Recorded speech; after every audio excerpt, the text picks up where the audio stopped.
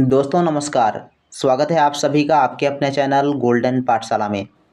दोस्तों, राष्ट्रीय आयु योग्यता आधारित छात्रवृत्ति परीक्षा के लिए हम लोग चैप्टर वाइज मोस्ट इम्पोर्टेंट प्रश्नों को पढ़ रहे हैं। इसी श्रृंखला में विज्ञान की क्लास में आज हम लोग पढ़ेंगे एक महत्वपूर्ण चैप्टर है जल तथा वायु। इस चैप्टर से हर वर्ष बच्चों प्रश्न पूछे गए हैं।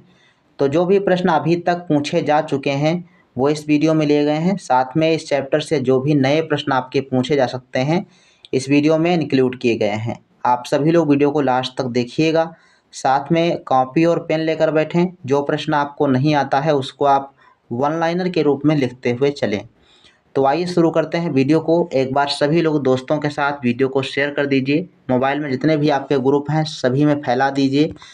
तो पहला प्रश्न बच्चों दिया गया है, जब जल को 0 डिग्री सेंटीग्रेड से 10 डिग्री सेंटीग्रेड तक गर्म करते हैं तो इसका आयतन में क्या परिवर्तन होता है। ऑप्शन है बढ़ता है, घटता है, अपरिवर्तित रहता है या फिर घटता है और बढ़ता है। 2009 में बच्चों ये प्रश्न आया था और इसका सही जवाब है घटता है और फिर बढ़ता है। तो डी ऑप्शन इसका सही जवाब बच्चों हो जाएगा। क्वेश्चन नंबर 2 है, वेल्डिंग में निम्न गैसों का मिश्रण किया जाता है। आप किसी चीज़ को वेल्डिंग कराने जाते हैं तो वहाँ पर आप देखते होंगे एक जो है वेल्डिंग करने वाले 2 पाइप लगे होते हैं एक ही नली में। तो दोनों पाइपों में 2 अलग अलग गैसें आती हैं। वो कौन कौन सी गैसें हैं जिनका प्रयोग करते हैं? नाइट्रोजन व ऑक्सीजन, एथिलीन व ऑक्सीजन, एथिलीन व एसिटिलीन या एसिटिलीन व ऑक्सीजन। तो इसका बच्चों राइट आंसर हो जाएगा एसिटिलीन और ऑक्सीजन का इस्तेमाल किया जाता है। ठीक, दोनों गैसें एक साथ जब मिल करके जलती हैं तब वेल्डिंग होती है। क्वेश्चन नंबर 3 है, सबसे शुद्धतम जल है समुद्र का, वर्षा का, नदी का या कुएं का? तो सबसे शुद्धतम जल बच्चों है वर्षा का जल। बी ऑप्शन आपका बिल्कुल सही जवाब हो जाएगा। क्वेश्चन नंबर 4 दिया गया है, निम्न में से कौन सा यौगिक है? दूध, पानी, वायु या नींबू का रस? तो इसमें यौगिक की बात करता है तो बी ऑप्शन आपका सही जवाब हो जाएगा। पानी जो होता है ये एक यौगिक होता है क्योंकि इसमें जो तत्व मिले होते हैं वो एक निश्चित क्रम में मिले होते हैं। जैसे H2O हम बात करें तो हाइड्रोजन और ऑक्सीजन 2:1 में मिला होता है। ठीक, अगर हाइड्रोजन के 2 परमाणु हैं तो ऑक्सीजन का 1 परमाणु है, मिल करके जल बना देता है। लेकिन दूध में कितना जल मिला हुआ है, कितना फैट मिला हुआ है ये जानकारी नहीं है। और वायु में कितना परसेंट ऑक्सीजन है, कितना परसेंट नाइट्रोजन है, कितना परसेंट अन्य गैसें हैं, तो ये सब निश्चित मात्रा में नहीं होते हैं। तो ये समांगी मिश्रण तो हो सकते हैं लेकिन यौगिक नहीं हो सकते। तो ऑप्शन नंबर आपका बी बच्चों सही जवाब हो जाएगा। क्वेश्चन नंबर 5 है, ये 2012 में प्रश्न आया हुआ है, जल का शुद्धिकरण हेतु प्रयोग करते हैं आयोडीन का, ब्रोमीन का, क्लोरीन का या सल्फर डाइऑक्साइड का? तो जल के शुद्धिकरण के लिए क्लोरीन का इस्तेमाल किया जाता है। सी ऑप्शन बच्चों सही जवाब हो जाएगा। क्वेश्चन नंबर 6 है, वायुमंडलीय दाब किस यंत्र से नापते हैं? थर्मामीटर, लैक्टोमीटर, बैरोमीटर, इनमें से कोई नहीं। तो वायुमंडलीय दबाव मापा जाता है बैरोमीटर से। थर्मामीटर से क्या मापते हैं? तो शरीर का तापमान मापने के लिए थर्मामीटर का इस्तेमाल करते हैं। लैक्टोमीटर के द्वारा जो है दूध में वसा के घनत्व को मापा जाता है। ठीक, ये आप कह सकते हो। क्वेश्चन नंबर 7 है, पीने का पानी शुद्ध किया जाता है किसके द्वारा? क्लोरीन, ओजोनीकरण, दोनों या फिर DDT द्वारा? 2013 में भी प्रश्न पूछा गया और 2012 में प्रश्न पूछा गया।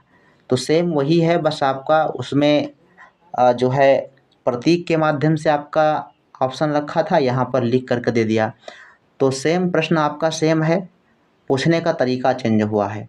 तो राइट आंसर बच्चों इसका हो जाएगा क्लोरीन के द्वारा पानी को शुद्ध किया जाता है। क्वेश्चन नंबर 8 है, वह यौगिक जो पदार्थ की तीनों अवस्थाओं में रह सकता है? 2013 में प्रश्न आया है, तीनों अवस्थाओं में कौन रह सकता है? जल ही रह सकता है और जल ठोस, द्रव और गैस तीनों अवस्थाओं में पाया जाता है। तो बी ऑप्शन आपका सही जवाब बच्चों हो जाएगा। क्वेश्चन नंबर 9 2014 में आया हुआ प्रश्न है, पृथ्वी का कितना भाग जल से घिरा है? तो पृथ्वी का हम जानते हैं 3/4 भाग क्या है? जल से घिरा हुआ, यानी लगभग 71% जो है पृथ्वी पर पानी है। ये आप जानते हो, तो 3/4 आपको ऑप्शन में लगाना है। सी ऑप्शन आपका सही जवाब हो जाएगा। क्वेश्चन नंबर 10 है, पानी का शुद्ध रूप है आसुत जल, लवणीय जल या मिनरल वाटर जिसको कहते हैं, सोडा वाटर, उबला पानी। तो सबसे शुद्ध जल होगा बच्चों आसुत जल। ए ऑप्शन सही है। इससे पहले भी एक प्रश्न आपने पढ़ा, इसी का सेम यही प्रश्न पूछा गया था, केवल ऑप्शन आपके चेंज किए गए हैं। 11 नंबर प्रश्न है, संघनित जल वाष्प है भूमि जल, नदी जल, वर्षा का जल, समुद्री जल। तो संघनित जो जल वाष्प है ये वर्षा का जल होता है। सी ऑप्शन आपका सही जवाब हो जाता है। क्वेश्चन नंबर 12, निम्नलिखित में कौन सी गैस वायुमंडल में नहीं है? नाइट्रोजन, हीलियम, क्लोरीन या आर्गन। तो वायुमंडल में कौन सी गैस नहीं है? ये क्लोरीन नहीं है। सी ऑप्शन सही है। क्वेश्चन नंबर 13 नंबर क्वेश्चन कहता है कि निम्न में कौन ग्रीन हाउस गैस है? नाइट्रोजन, सल्फर डाइऑक्साइड, ऑक्सीजन या कार्बन डाइऑक्साइड। तो ग्रीन हाउस गैस कौन सी है, यानी जो ग्लोबल वार्मिंग बढ़ाती है? तो आपकी कार्बन डाइऑक्साइड हो जाएगी। डी ऑप्शन सही है। क्वेश्चन नंबर 14 है, ओजोन परत क्षरण के लिए उत्तरदायी यौगिक कौन सा है? ओजोन परत के क्षरण में कौन उत्तरदायी होता है? क्लोरोफ्लोरोकार्बन। तो ये आपका ए ऑप्शन ही सही है। क्लोरोफ्लोरोकार्बन कभी कभी आपको CFC भी दे देगा ऑप्शन में, ध्यान रखिएगा, CFC को ही क्लोरोफ्लोरोकार्बन कहा जाता है। क्वेश्चन नंबर 15 है, निम्नलिखित में से सबसे कम ऊष्मीय मान वाला ईंधन है? लकड़ी, मिट्टी का तेल, मेथेन या फिर हाइड्रोजन। तो बच्चों राइट आंसर इसका हो जाएगा ऑप्शन नंबर ए, लकड़ी। लकड़ी जो है सबसे कम ऊष्मीय मान वाला ईंधन है इन ऑप्शंस के अनुसार। और सबसे अधिक की बात करेंगे तो हाइड्रोजन जो है सबसे अधिक ऊष्मीय मान वाला ईंधन होता है। क्वेश्चन नंबर 16 दिया गया है, निम्नलिखित में कौन ग्रीन हाउस गैस नहीं है? O2, SO2, CH4, carbon dioxide यानी CO2। तो जो ग्रीन हाउस गैस है ये आपकी नहीं पूछ रहा है, तो ऑक्सीजन गैस नहीं है। बाकी आपका ये H2O जो लिखा है ये जलवाष्प लिखा है, जलवाष्प जो होती है ये होता है। और ये मीथेन है या कार्बन डाइऑक्साइड है, ये तीनों जो है ग्रीन हाउस गैस कहलाती हैं। 17 नंबर क्वेश्चन है कि जल में ऑक्सीजन की संयोजकता होती है? 2022-2023 में पूछा गया प्रश्न है। और इसका राइट आंसर हो जाएगा ऑप्शन नंबर बी, 2 होती है जल में ऑक्सीजन की संयोजकता। क्वेश्चन नंबर 18 है, निम्नलिखित में से कौन सा प्रोड्यूसर गैस है? प्रोड्यूसर गैस कौन सी है? ये क्वेश्चन हमने पढ़ाया है पहले से, तो इसका सी ऑप्शन बच्चों सही है। कार्बन मोनोऑक्साइड और नाइट्रोजन का जो मिश्रण है वो आपका प्रोड्यूसर गैस कहलाती है। इसके अलावा बी ऑप्शन जो आपका दिया गया है कार्बन मोनोऑक्साइड प्लस हाइड्रोजन, ये क्या कहलाती है? आप सभी लोग कमेंट सेक्शन में लिखिएगा, ये कौन सी गैस दी गई है इसका कमेंट सेक्शन में आंसर लिखिएगा। क्वेश्चन नंबर 19 है, जल का घनत्व होता है? 2024 में प्रश्न बच्चों आया था, जल का घनत्व 10 किलोग्राम प्रति घन मीटर होता है या 100 किलोग्राम प्रति घन मीटर या 1000 किलोग्राम प्रति घन मीटर या फिर 10,000 किलोग्राम प्रति घन मीटर होता है? तो बच्चों राइट आंसर इसका हो जाएगा 1000 किलोग्राम प्रति घन मीटर होता है। C option is the right answer. Question number 20 है, वायु में ऑक्सीजन का प्रतिशत है? वायु में ऑक्सीजन का कितना परसेंट पाया जाता है? 78%, 21%, 0.3% या 0.7%।